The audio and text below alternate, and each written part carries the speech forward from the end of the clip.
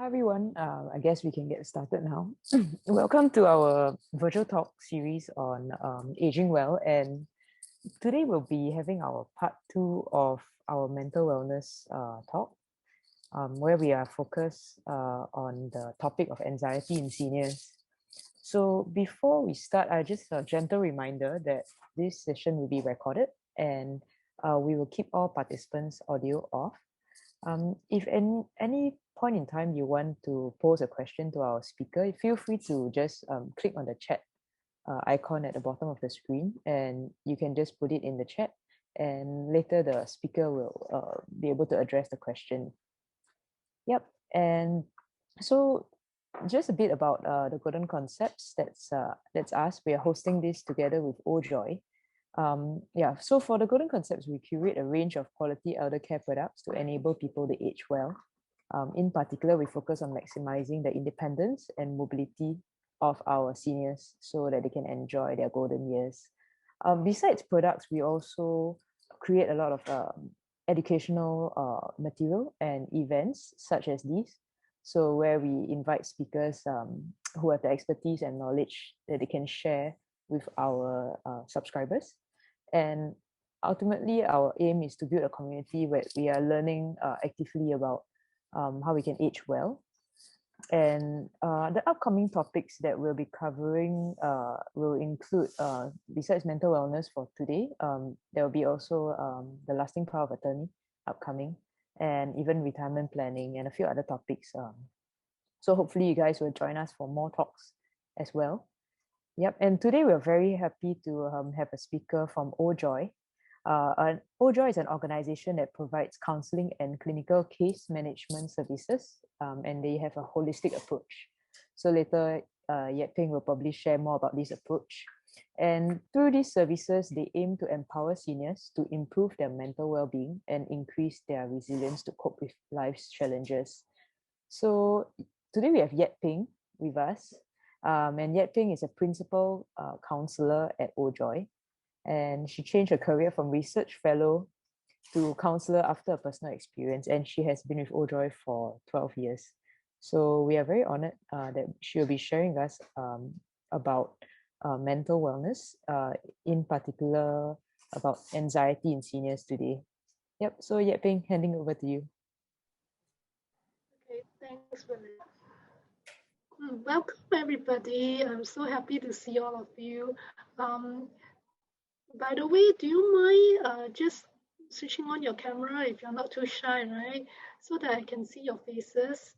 And then I just want to ask, right, if, for you to raise hand or to put the reaction of a hand, if you have attended the talk from last week on depression in seniors.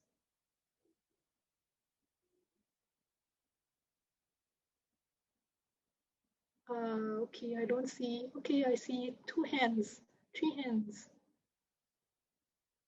Okay. Okay. Not many of you have. Huh? Okay, it doesn't matter. So this talk stands alone by itself. Although the way I'm going to conduct the talk will be very similar to last week's talk. There will be 3 parts to the talk: what, why, and how. So what is depression the last week?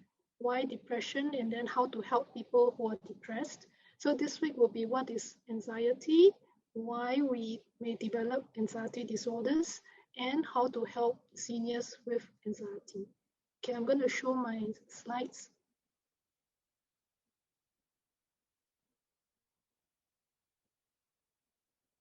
Okay. Right. Okay.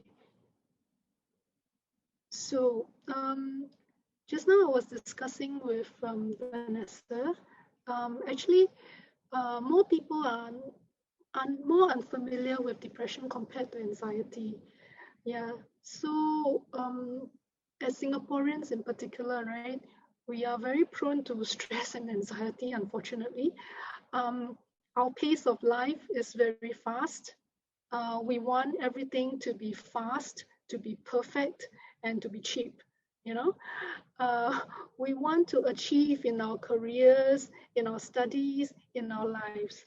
And we have a lot of expectations of ourselves, of others, and of life in general, right? So all these are contributing to stress and anxiety. Because why? Don't often happen the way we want them to happen, right? Life is unpredictable.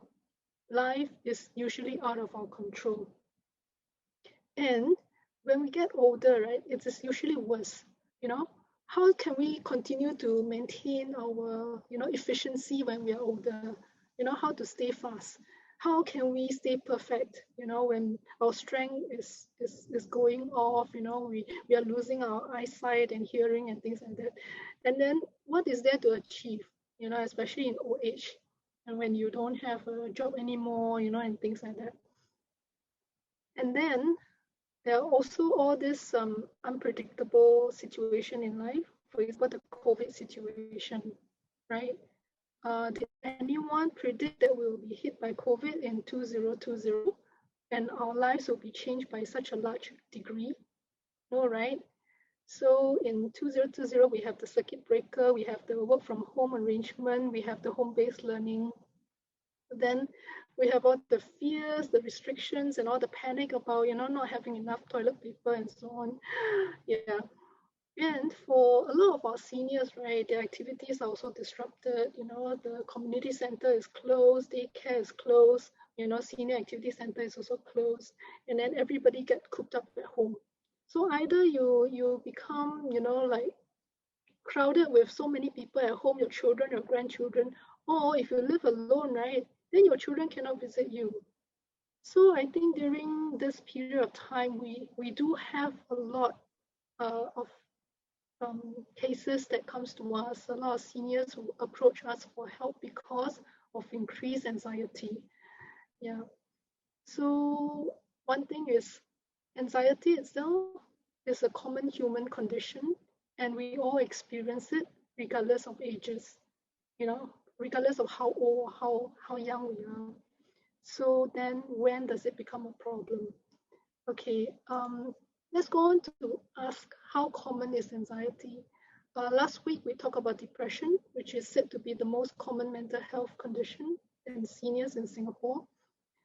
For anxiety, surprisingly, if you look at generalized anxiety disorder, the survey in 2016 says that the percentage is only 1.6.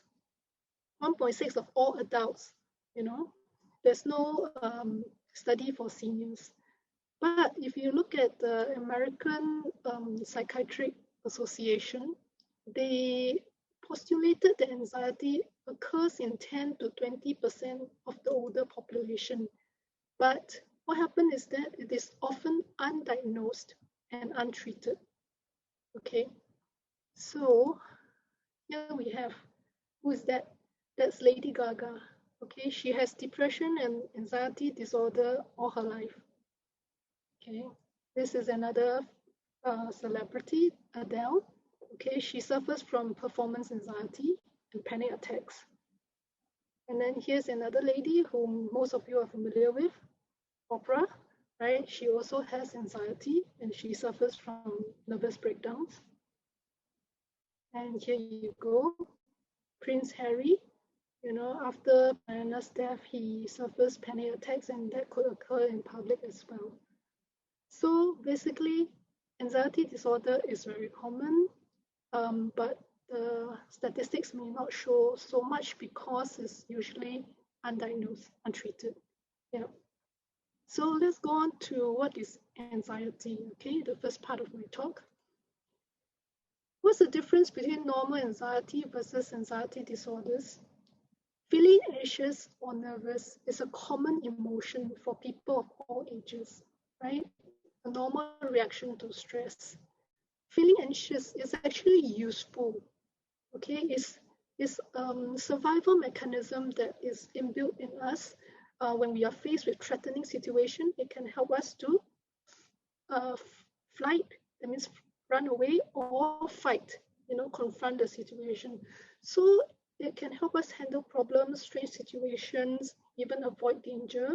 it can also help us make preparations. Like if we are stressed or anxious about exams the next day, then today we will spend the whole day just doing exam preparations. Okay, yeah. I would appreciate if you don't try to draw on my slides, but I don't know how to stop that from happening. Yeah, okay, I know this is just an accident, it's okay. So basically, it's normal to feel anxious about illnesses, new social interactions, and frightening events. When does it become a problem, become an illness? Okay, when you start to feel it very often, and it becomes so overwhelming that it affects your daily tasks, your social life, and relationships.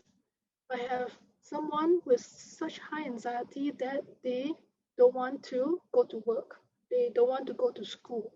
They don't want to go out and um, join their friends for gathering, and they're not interested in having any relationships with others. So that could be you know, as bad as it gets. So an anxiety disorder can cause feelings of fear, worry, apprehension, or dread that are excessive or disproportional to the problems or situations that are feared. So let me give you an example. This morning you woke up late. Okay, you're going to be late for work, and you feel anxious, right? You don't like to be late for work. Every day you're very punctual. And then furthermore, you don't like your boss to see you coming to work late. So you feel a bit uneasy in your stomach and you try to rush. This is normal anxiety, okay? For someone with anxiety disorder, or when does it become very excessive? You start to have certain thoughts like, what if my boss sees me late and then this year give me a bad performance review? What if this year he doesn't promote me or give me a raise? Oh, company is planning to downsize. What if he fires me because I was late? Okay, then you start to panic. How can I survive without a job? I need to find a job now, And what if I can't find a job? I'm already 50 years old, Hold on, I don't have enough savings to retire at 50 years old. Who is going to support me financially when I'm old? Okay, so your thoughts just, your mind starts creating a lot of stories about the future. And what was the reality? The reality is you woke up late. But our minds are very creative, it's very imaginative. So we create stories to scare ourselves about what is going to happen in the future because of this thing that happened, waking up late. So this is excessive. This is out of proportion to the actual situation. Okay, it doesn't mean that we don't think about or think about, whether we have enough savings to support ourselves. It doesn't mean that we don't join the golden concept in the talks about retirement planning and things like that, which I think is very amazing to have. I would like to join your talk, so please keep me informed about it. Yeah, it is still important for us to make plans about the future, but an anxiety disorder can cause a lot of dysfunctioning or debilitating to your life, quality of life, because you're always worrying about something small becoming, they say, making a molehill out of a mountain, making a mountain out of a molehill, right? Okay, so I put up this slide to show the difference between anxiety and anxiety disorder. So anxiety is a normal reaction to stress or difficult times. It's usually triggered by a specific stressor. It has a start and an ending point. And then, like I said, it can be helpful or motivational. And then your anxiety will significantly lessens or disappears away when the stressful situation is over, right? And then when you relax, it often helps you feel better. And it's also a normal reaction to toxic situations.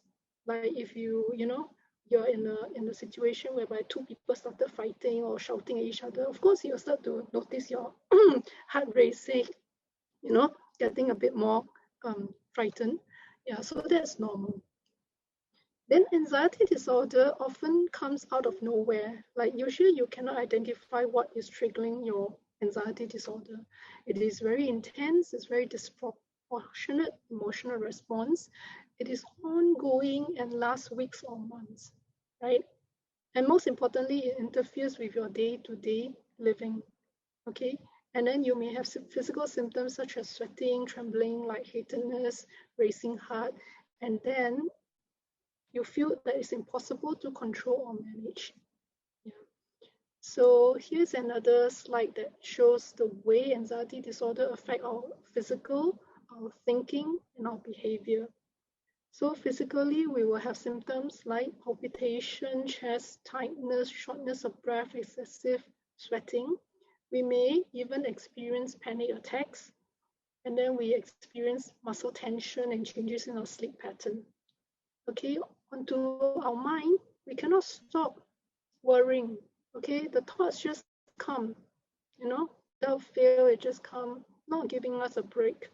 And then we also become very hyper vigilant. We'll start to scan our surroundings for threats and dangers. Okay. And not only that, we don't have enough confidence that we're able to cope with whatever will come. Okay. We experience poor concentration, and a lot of times we overestimate the threat or the danger and the negative outcomes. Like just now the example, being late for work. You really catastrophize everything until it's a very, very bad situation. And also there is a fear of going crazy, right? And then behavior-wise, then we will try to get some control back in our life. So in order to get some control, we will avoid situations that trigger anxiety.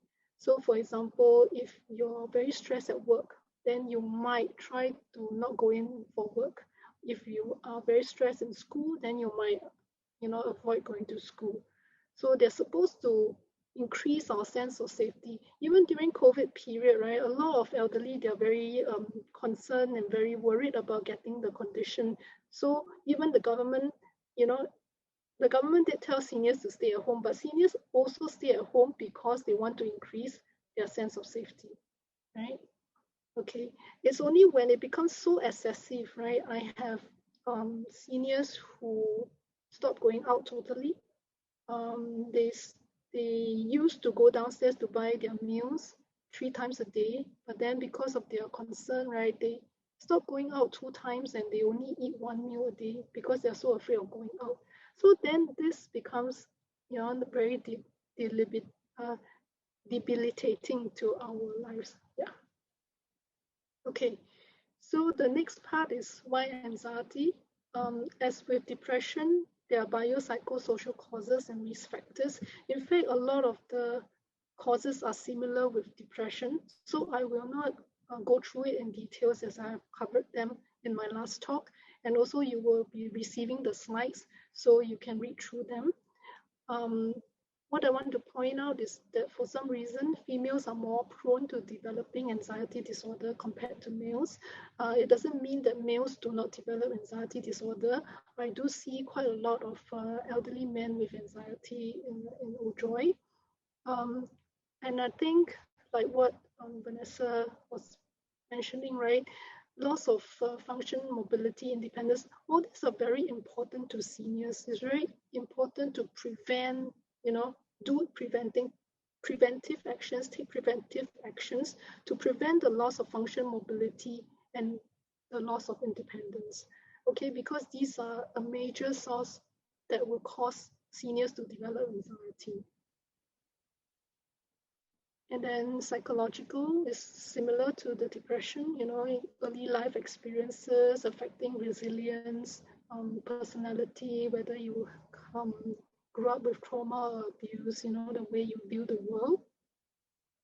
And then for social, it's also similar, whether you have a family history of mental health conditions, whether you grew up in an environment whereby everybody is very kanchong, always wanting to rush and achieve the best, whether you are choosing a lifestyle that will contribute to it, people who work in like maybe the stock market or something, they could be very stressed. Then of course, life events, loss of job, income savings, death of spouse, blah, blah, blah. I think accidents can cause seniors to become very anxious because they are afraid that it might happen again. If some seniors fall, they might also develop anxiety or even like post-traumatic stress disorder. if they're being scammed by others, they will become very hyper vigilant. They will, try to protect themselves from being scammed by others. And sad to say, right, some medical procedures can also be very traumatic to seniors. So I have a lot of seniors with medical conditions. They keep going to hospitals, and then, at one point they tell me, I'm so afraid of going because I'm so afraid every time they poke the needle, they cannot draw the blood. Then they try another vein and they try another hand and so on. I'm so tired. I'm so scared of all this. Yeah, so that could also result in anxiety. Now, when it comes to anxiety, right, unlike depression, which is more straightforward, there are different types of anxiety. If you go to the DSM manual, right, which is the Diagnostic and Statistical Manual used by psychiatrists, they will have different types of anxiety. So these are the more common types of anxiety. Okay, generalized anxiety disorder is very common in seniors. Okay, then the rest are less common. So you have obsessive compulsive disorder, which is unwanted recurring thoughts that drives repeated actions. For example, you may be very familiar with people who keeps washing their hands, because they feel that they're not clean. You may have people who keep checking the locks of their house. When they go out, right, they have to spend like, could say half an hour. They will be checking and checking and checking, make sure they lock up the house. Sometimes they leave the house already, then they come back to check again, make sure that they have locked up the house. Yeah. We have post-traumatic stress disorder. Here you see a veteran, that means somebody who comes back from war, and usually veterans will suffer from PTSD because what they experience in wartime is very traumatic. But I do have seniors who experience post-traumatic stress disorder also from developing a serious health condition, experiencing traumatic medical procedures, elderly who had accidents or who had a fall. Yeah, so they could develop PTSD. And then panic disorder, this one is also quite common. Okay, you have repeated panic attacks, and I'm going to talk more about panic disorder later. Social anxiety disorder, this one is more common in the younger generation, younger population. That means you're excessively self-conscious or anxious in social interactions, and that would prevent you from going out and mingling and making friends. Yeah, it's very difficult for people with such condition to make friends. Phobias are even more rare in seniors, but I have come across clients who have certain phobias. For example, I have this elderly lady who had the phobia of lizard. She had childhood experience with lizard that was very frightening for her, and it developed to the extent that it really interferes with her living. Like certain areas of kitchen, you cannot put certain things out on the open. You cannot put dishes and knives and cutleries in the sink and so on, and then the pots have to be placed in a certain place. So it's not easy when you have specific phobias. Yeah. A lot of times people also have claustrophobia, or agoraphobia. They're afraid of going out or meeting with people. Yeah. So these are common types of anxiety. Now, if I go on to generalized anxiety disorder, with the DSM definition, that means you have excessive free-floating anxieties. That means there's no specific things, like everything makes you worry, okay? And then it's very difficult for you to control your worrying. It happens all the time, right? You may have 3 or more of the 6 associated features, which is restlessness, easily fatigue, poor concentration, muscle tension, irritability, and sleep disturbance. And you must have all this for more than 6 months before the psychiatrist will say that you may have GAD. Okay. And then the next one will be panic disorder. So this one, right, a lot of times you see this maybe in shows or somewhere where people are taking the paper bag and breathing into the paper bag. Yeah, so this is like representative of people having panic disorder. So these episodes can happen like for 30 minutes to 1 hour. usually you will experience more than 4 or more of these symptoms, like you feel breathless, you have heart palpitations, heart beating very fast, you feel like you're choking, your chest is tightening, you're sweating, trembling, experiencing numbness or nausea, want to vomit. You may experience abdominal distress, even fainting, or hot or cold flushes.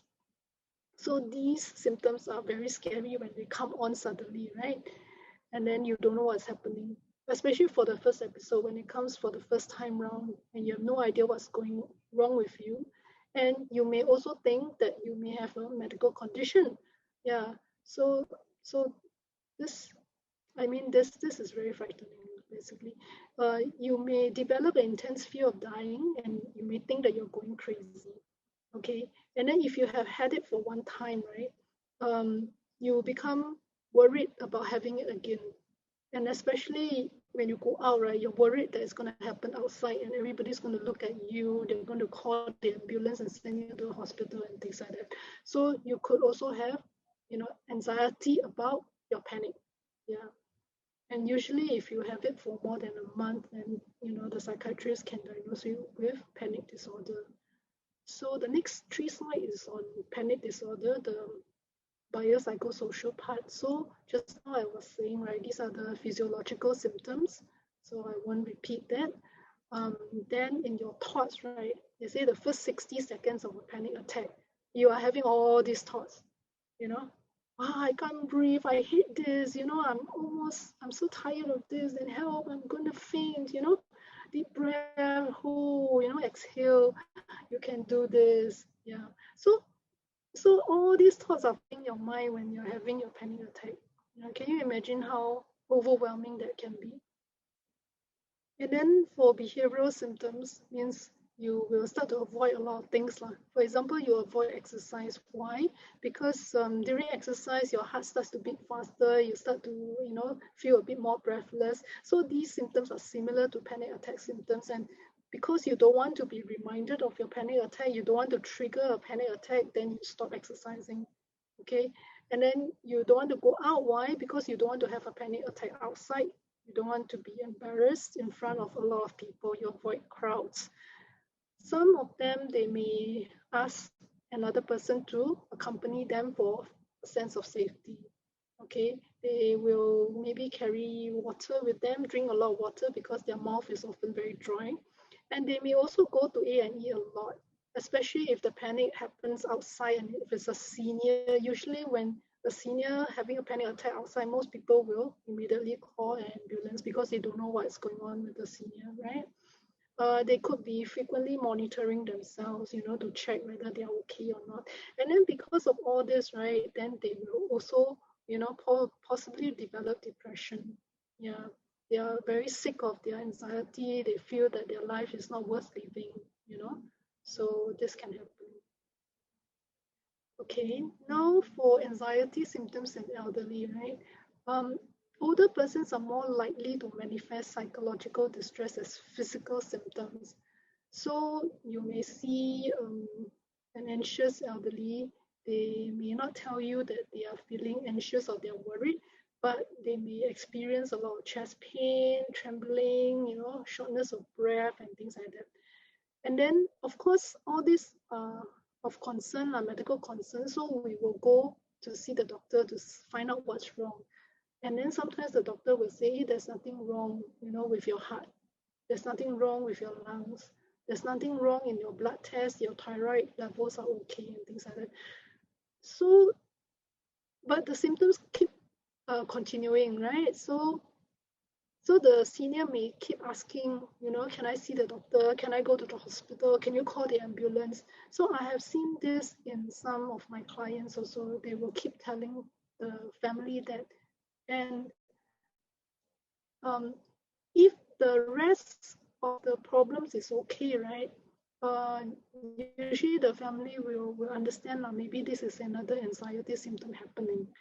But sometimes, right, for seniors, a lot of our seniors, they also have actual medical problems.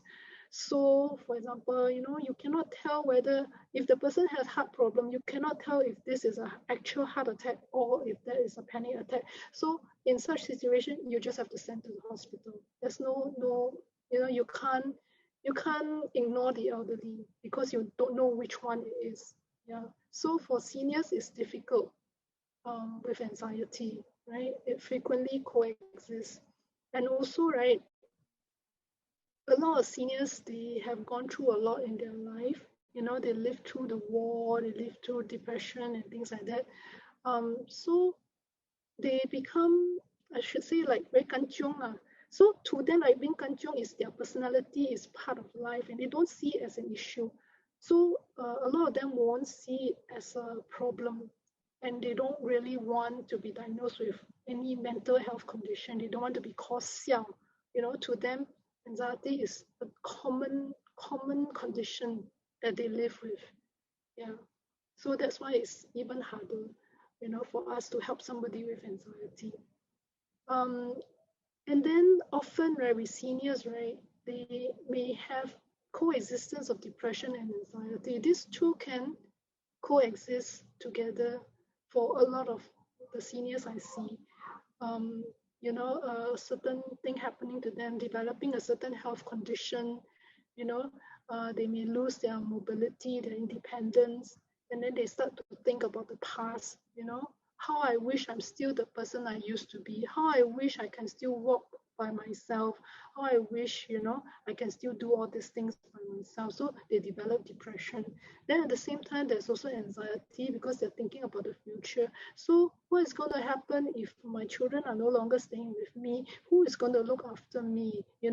Are we going to employ a maid? Do we have money to employ a maid? Am I going to get a good maid? Is the maid going to listen to me? Am I going to be serving the maid instead of the maid serving me? I have elderly who has the issues. So a lot of times the anxiety is actually valid, their concerns are valid. But because some elderly, they may not have the ability to cope with all this concern, and then it keeps, going on and on in their mind. So it can be very, very distressing to live with either depression, anxiety, or even both, right? And we want to say that if untreated, right, anxiety can really lead to cognitive impairment. You have poor concentration, then later on you have poor decision making and things like that. Can lead to disability, poor physical health, because you stop taking care of yourself, like the elderly who only eats 1 meal a day instead of 3 meals a day, and then definitely a poor quality of life. So what do we do? Okay, so basically, like last week, we were talking about depression. We would want to go and see a psychoeducation for assessment, and all the things that they do for people that they suspect to have depression, they will also do for people with anxiety. And like I said, because the two conditions usually also co-occurs together, it's good to do everything together, just assess for everything, including dementia as well. Yeah, then these are the assessment questions. This is a repeated slide, so I won't go through it. But one of the most important question is how impairing are the symptoms? So how much is your life affected by what you have, right? Okay, and then finally, how to help? Okay, so again, we are talking about biopsychosocial, different ways to approach the problem. So for biological treatment, right, of course, as with depression, we address any underlying medical illness. We want to exclude delirium. We want to review medications because some medications can actually cause symptoms of anxiety. So we want to make sure that the person is not taking those medications. And of course, we want to advise against any substance or alcohol abuse. People usually, do alcohol, drink alcohol, and take drugs, or even smoke to get rid of their stress. Yeah, but actually, it's not going to help them because it's going to make the condition worse. For biological treatment, right, you'll be surprised to find that the first line of medications that is being used by psychiatrists for anxiety are actually the antidepressant medications, because a lot of antidepressant medications actually can also help with anxiety. So, some of these names here, Lexapro, Mirtazapine, etc., they work over a period of time. The good thing about this is that if you have both depression and anxiety, you can take one medication for both conditions. And antidepressants, like I said last week, is not addictive, but it will take a while for it to work, right? So you have to give time for it to work. And then there are also side effects to consider. They should be transient. They should go away after a while when your body adjusts to it. But if they are not, then you could tell your doctor, and then the doctor can change the medication for you. Benzodiazepines, this is in addition to antidepressants. Usually they are given when the condition is quite severe, when the anxiety is causing so much distress to them that you want something that acts faster, but it's also shorter acting. That means it will take effect very fast, but it won't last very long. And the thing is, this benzodiazepines can result in dependence. So usually if the doctor is giving you benzodiazepine, they will say, take it as and when necessary. Don't take it every day. If you're not feeling anxious, don't take it. Okay. And then the doctor won't give it to you for very long, the most 2 weeks, short-term use, because they don't want you to develop dependence on this. And a lot of my clients, because they know this, they're also monitoring themselves. They say, if I'm not anxious, I won't take it. Yeah. And then we also have to be concerned that could be risk of confusion, sedations. That means they're more drowsy, then they're more likely to fall. So if anyone is taking this, they should be very careful also, when they walk around. Then there are other medications as well. Antipsychotics, when used in low doses, have calming effect. Anticonvulsants, for those with epilepsies. Some of these medications can also work, but they also have their own side effects. So with anxiety, right, there are a lot more medications that the psychiatrist can offer to the patient. So duration of treatment for medications, usually they would want you to continue patient for 6 to 12 months after you have recovered. So this one is talking about the antidepressant, right? The antidepressant, they work for long periods of time. Yeah, and then they may want you to take it for longer if you previously has anxiety, you have residual symptoms, or you have concurrent physical health problems or psychosocial difficulties. If it's second episode, may ask you to take for longer, and then if you have multiple episodes, you may have to take it for life. Yeah, that is to help you to manage your anxiety. Okay, so that's the bio part. For the psychological treatment, of course, it's very important for the person to receive reassurance that they're not going crazy, especially. That's very important to let them know that this is a medical condition and these are the symptoms of your medical condition. Why? Because if the senior is not aware, right, then every time they have, the symptoms like chest tightening, heart beating fast, they may think something is wrong with me. And then they get stressed because they say, but doctors say there's nothing wrong with me. The medical doctor, the heart doctor say there's nothing wrong with my heart. So they become, like, am I going crazy and things like that. So if you tell them that this is actually an anxiety disorder, that the symptoms will be physiological, it will make them feel like, okay, at least I know that is a name to it, right? Anxiety disorder. And I know that this is a symptom of my anxiety and I'm not, developing a heart condition or something like that. Yeah. Then, there are different techniques that psychologists will use or counselors will use. For example, relaxation training. CBT is very good for especially adults with anxiety. Mindfulness-based stress reduction is also helpful. Exposure therapy will be for people with certain phobias. And then you have the acceptance and commitment therapy, which is something that I find is very, very helpful for people with anxiety. Yeah. Okay, so psychoeducation, like just now what I said, give the patient information about the condition, allow them to build a sense of mastery. So At the beginning, they feel it's out of control, right? The symptoms are coming at them. They cannot control it. It just happens suddenly. But now that you tell them that, okay, these are symptoms of your anxiety, then when it comes, right, at least they now I recognize it as a symptom of my anxiety.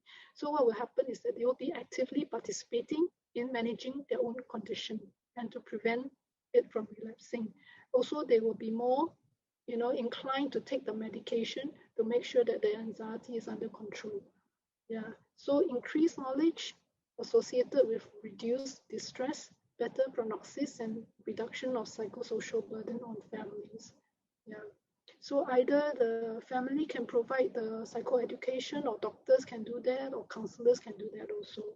Yeah. Okay, then we also try to teach relaxation techniques. We can do deep abdominal breathing, which I am hoping that I will have time to go through this exercise with you at the end of the talk.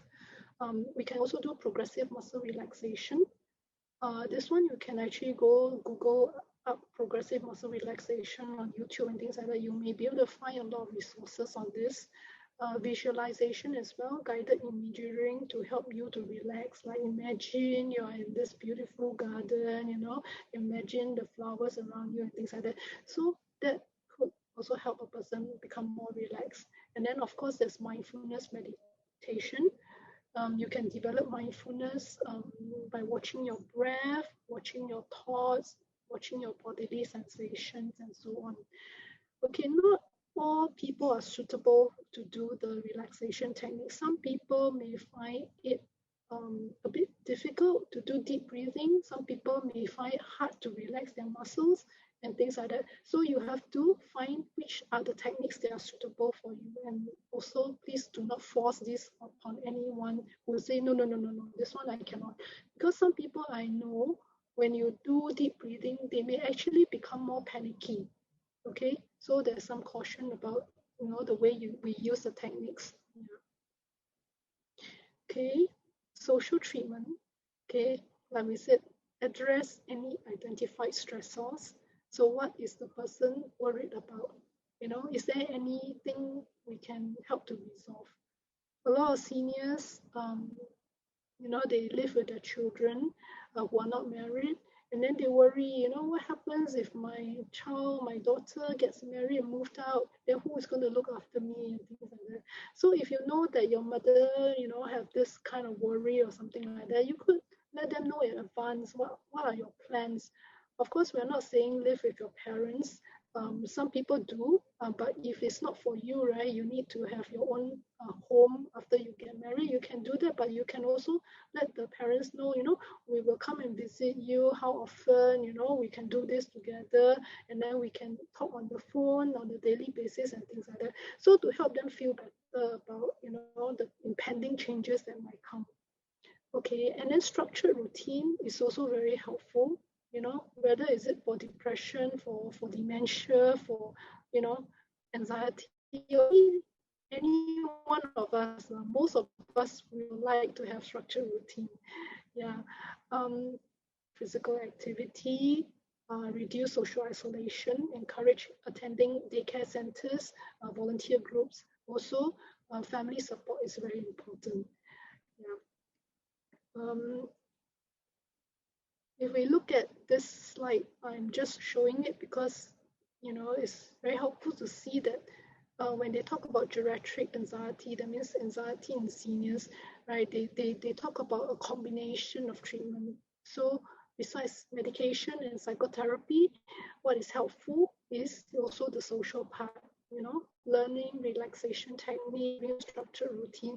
So all these are very important. Yeah. And then I'm also showing this because I found this information online by Dr. Seng Kok Han, which I thought was very helpful. How can we care for seniors with mental health conditions, right? So you can read it yourself. There are many words here, but I really like what he says.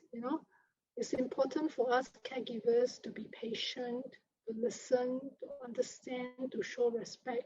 A lot of seniors want to be respected, Yeah. Basically, we all slow down with age. Our loved ones did not choose to have the illness. So we want to recognize and acknowledge any fear or anxiety experienced by them. So don't tell them, Ayo, why you worry about this? It's not happened yet. Or, Ayo, why you worry about this? It's not going to happen. Instead, we can show some empathy by saying, yeah, if this thing happened, I can understand why you're so, afraid. Oh, I can understand why you're so nervous about what is going to happen soon. And then the other thing is don't make judgmental remarks or stressful demands by asking them to snap out of it. Okay, and then offer encouragement, build their confidence to cope with the issue, and then every time you have small steps of progress, you can celebrate with them. Oh, I'm so glad that you recognize that. When you're out there and this is happening to you, you recognize that this is part of your anxiety, and you didn't panic because of that. You just let it pass, right? Okay, provide companionship. This is very important. When you have somebody to journey with you, you feel less alone. So do not let your seniors cope alone, right? Yeah, visit them often, ask them about how their life is doing, yeah. And then this is also very important, encourage medication adherence, supervise medication. If they're not able to do it, then ensure follow-up appointments are attended. If possible, for caregivers to follow them for appointments, right? Then you can better listen to what the doctors have to say, and then you can remind the seniors also what the doctor have said. Yeah, so again, help them keep a healthy lifestyle, discourage them from taking drugs, alcohol, from smoking, help them identify stresses, cope with stress.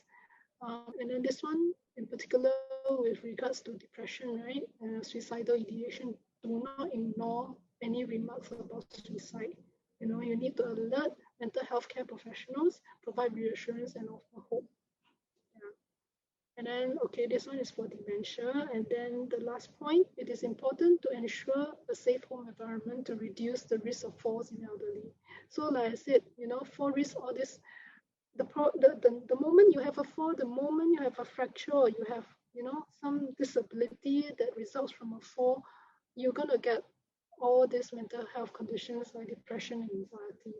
So it's very important for us to prevent and to take special care with regards to this part. Okay. So we have about 10 minutes, and I thought it would be nice if we can do a simple exercise on relaxation. So today I'm going to guide you through deep breathing or deep abdominal breathing. This is something that you can choose to do or not to do, or you can try, and then if you find halfway through that it's not you're not comfortable with it and things like that, then you don't have to do it. Okay.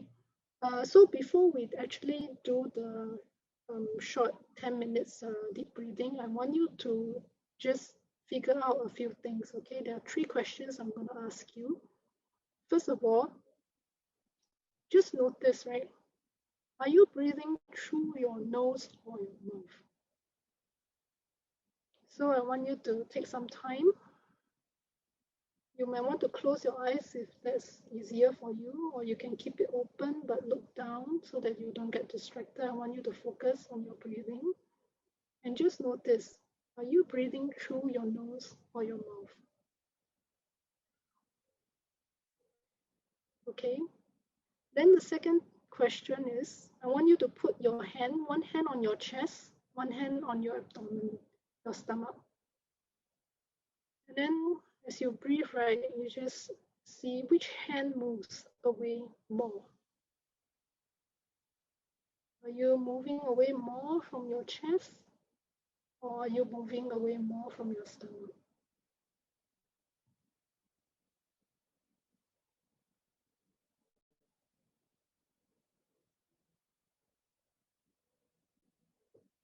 Okay, just take note. I'm not going to ask you to answer, okay? Your answer is with you yourself, and later we're just going to discuss very briefly. I'm not going to ask people to answer this. Then the last question is, how many breaths do you take a minute? So now I'm going to start my timer. Okay, when I say start, you start to notice your breath and to count your breath, and then you take note how many breaths you actually take within this minute. Okay, so start.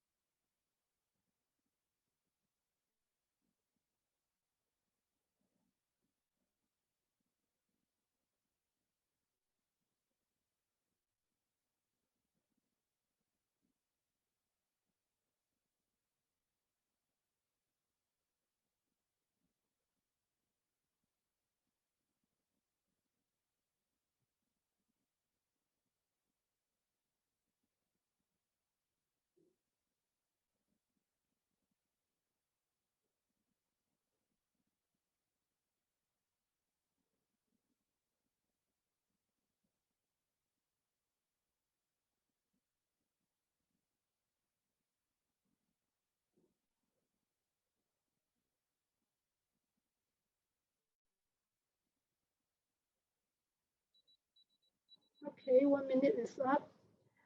So do you take note, or did your thought went away and you lost count? Okay, don't worry if that happens. If you lost count, I lost count after 6. Okay, it's okay. It's very normal. Okay, then never mind. Let's go through the answers. Okay, so basically, if we are anxious, we tend to breathe through our mouth.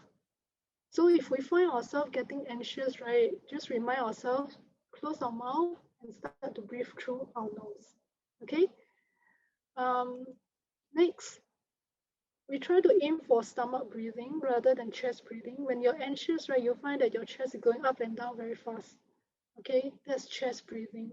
And when you do chest breathing, right, you're not getting enough oxygen into your body. When your body is deprived of oxygen, then you become more panicky. So it's a vicious cycle. So when you're panicky, when you're anxious, try to aim for stomach breathing or deep breathing. Okay, you may have to deliberately force yourself to breathe into your stomach rather than from your chest. Okay, so how many breaths do you take a minute? Okay, just now when I was trying out for myself, I counted 9. So I think that's okay. What we want to aim for is 10 to 14 breaths per minute. If you find yourself breathing very, very fast, then you're probably very anxious, then we will try to slow down our breath. Okay. Okay, so now, like I said, I'm going to guide you through about 10 minutes of, I'm going to stop share, okay? You may want to keep your camera open, or you may want to shut it off if you're not comfortable to be showing your face. Hang on a second, let me just bring up something else. Okay, so like I said before, this exercise is voluntary and you can stop whenever you want to. It will take about 10 minutes. At the end of the 10 minutes, I will ask everyone to turn on their camera, and then that will be the end of our talk, okay? So right now, I want you to sit very comfortably. Really feel the weight of your body resting on your chair, right?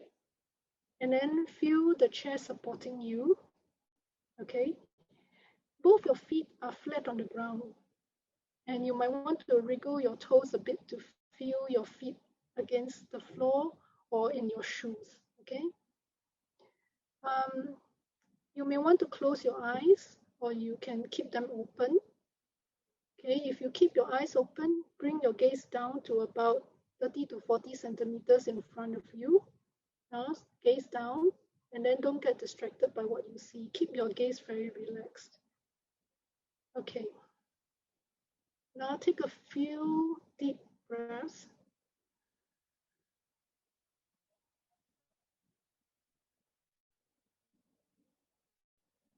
And then scan your body from top to bottom. If you notice any tension in your body, you can try to relax them.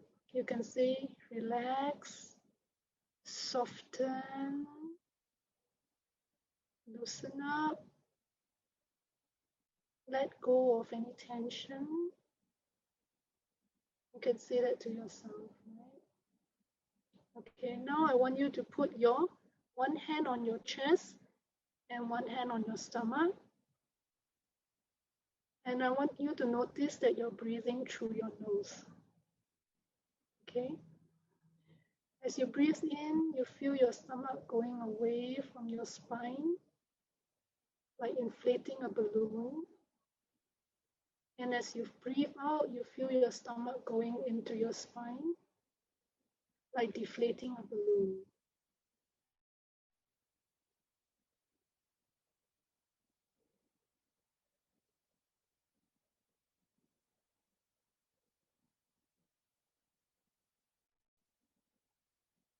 Try to notice if your stomach is moving more than your chest, or your chest is moving your stomach. If you can, try to increase your breathing to your stomach.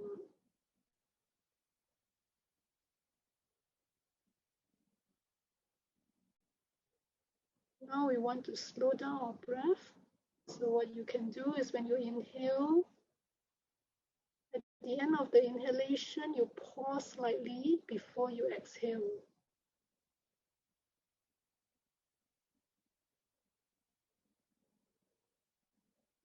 So inhale, pause, and exhale.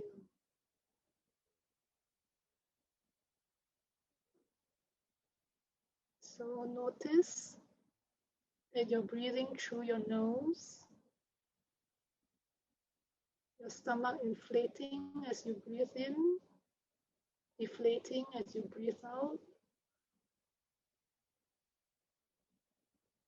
You're slowing down your breaths, gently pausing between your breaths.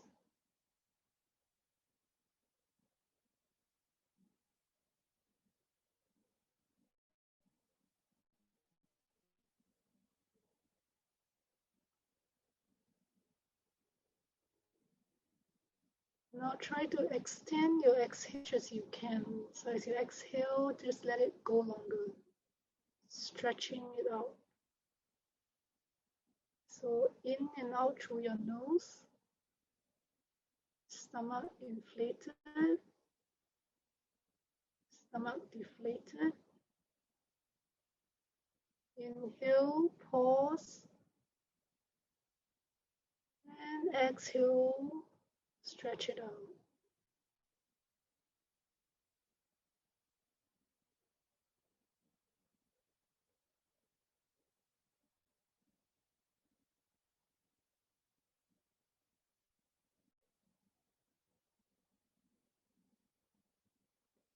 So if you have any thoughts that come to your mind, just notice them.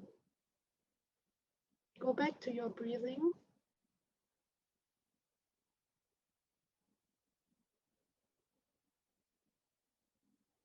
You don't have to judge your thoughts. You don't have to chase after them.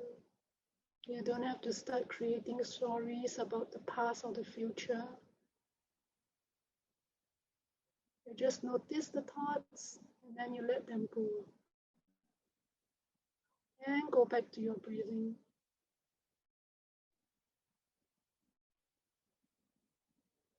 Stomach in, stomach out.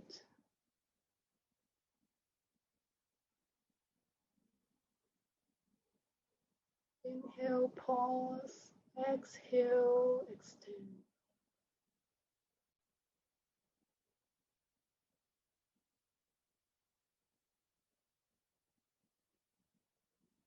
Notice how that feels like when you slow down your breathing. Notice how your body feels like.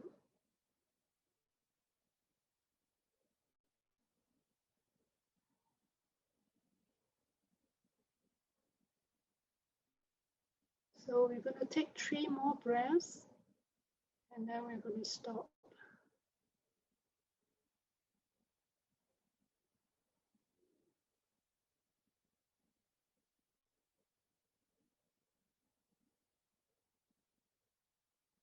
And then when you're comfortable, you can slowly open your eyes. And then you might want to turn on the camera after that when you're ready.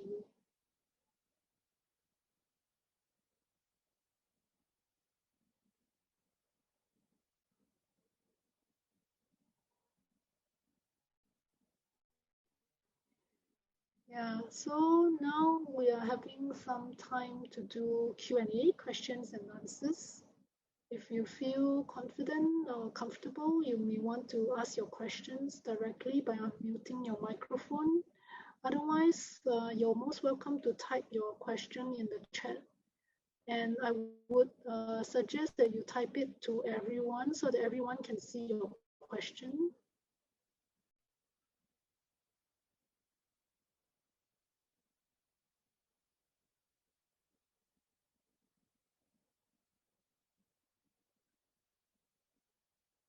Anyone have any questions?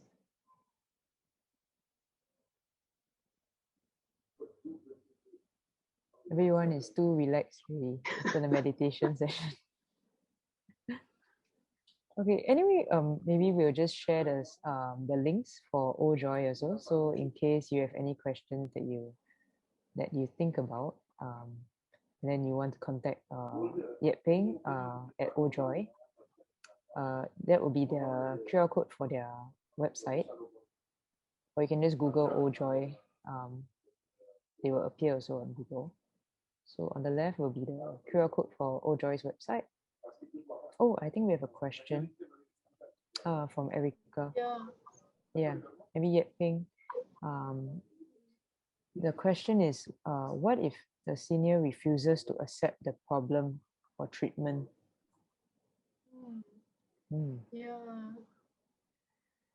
Well, it's very hard to give one kind of answer. It really depends on who the senior is, what is the context whereby you notice that they are having some mental health conditions, um, who you are in relation to them, uh, you know. I think as a family member, it might be a bit difficult. You might have to be very patient with them. You might have to see how their life is being affected, kind of let them know, kind of let them know how this condition that they have is affecting their life. And um, if you're asking them to go and see a doctor or something, it will be best to say, let me accompany you. Let me go with you. We go together and we listen to what the doctor have to say. You don't have to agree with the doctor. You don't have to take the medication even if the doctor gives to you. But we just go and see. We just hear. Okay. If the elderly not interested to see a doctor, then you can also propose, let's go and see a counselor. We just listen now. You don't maybe have to accept everything the counselor say, but we see whether the person can, help you, because usually they are distressed about something, right? Even if it's not, even if you're not looking into treatment immediately for their anxiety, but there could be something that is stressing them up. So maybe, to work on the thing that is stressing them out first. Yeah. So I don't know whether are you satisfied with my answer, or if you want to share more, like, you can call up and speak to our intake counselors about the particular problem that you may be facing. Yeah, because maybe this public venue is not a good place for you to share, but you can call us up and talk to the counselor, the intake counselor, about the specific problems and how you can help.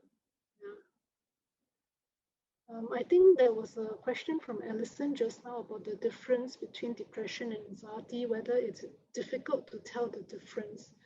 Usually for depression, right, it is low mood, and for anxiety, it's like you're worrying a lot about what's going to happen in the future. Yeah. But like I said just now, right, a lot of times seniors may have both of them. They may have low mood, they have low low interest in going out, they have low energy, they have difficulty sleeping. At the same time, they have a lot of concern, they have a lot of worries, they have a lot of anxiety. So sometimes both can coexist. Sometimes we have diagnosis from doctor that say depression with an anxiety features or anxiety disorder with depressive features. So sometimes they, yeah, it's a combination.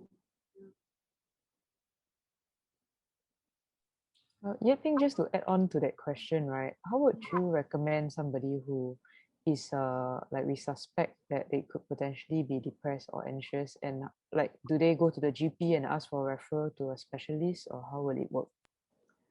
Um, okay, I have clients who go to the GP, and the some GPs can actually prescribe some common medications to help them.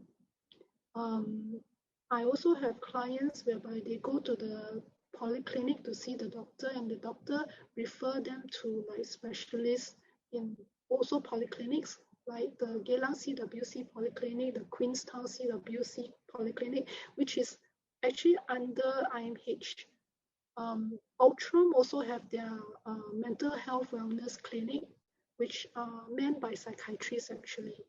So we also have doctors there to refer clients to us. So sometimes the doctor will think, okay, this condition is not so serious. I don't need to give the senior medication, but maybe they can benefit from counseling. So they will refer to us for counseling. But sometimes they will give a medication and at the same time ask the senior to come for counseling. Yeah. So it can work different combinations, different ways. Yeah.